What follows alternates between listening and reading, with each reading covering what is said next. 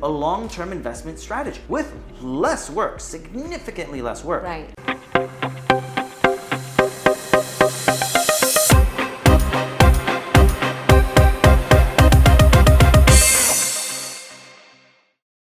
A lot of my friends, they have businesses as well, but they have sales businesses.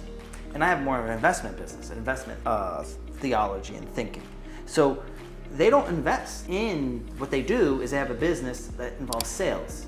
So like, well, if I put $1 million into whatever, real estate, oil and gas, whatever, it's only gonna earn me 10, 20% a year. But if I take this $1 million and I put it in my business, I can make like 50 or 100% a year. That's true, but it also requires a whole bunch of labor. And when the market goes down, you probably lost most of that money. Right. And actually went negative in your business. So you're making all this money during those other years, but during bad years, a lot of businesses lose money and they gotta take money out of their savings to pay. So when you average the up and downs, you actually come very close to a long-term investment strategy with less work, significantly less work. Right.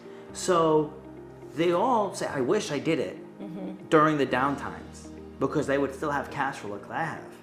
But then during the good times, they forget what they said, right, and they go back to it. So it's like, don't forget. Like yeah. it's But how fast are people to forget? Fast. It's almost like when something bad happens to us that really shakes us to our core, and we're like so scared because, oh my God, this tragedy just happened and I caused it, but then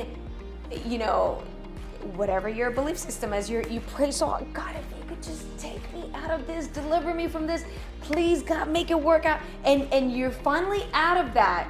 Now you're operating out because everything is back to normal, and you go back to your everyday life, and you're no longer being controlled by the fear that you were feeling at that moment, by those emotions that never really stay. They're thieves. They come in and they steal your joy and they steal your time and all of that, but they don't come to stay.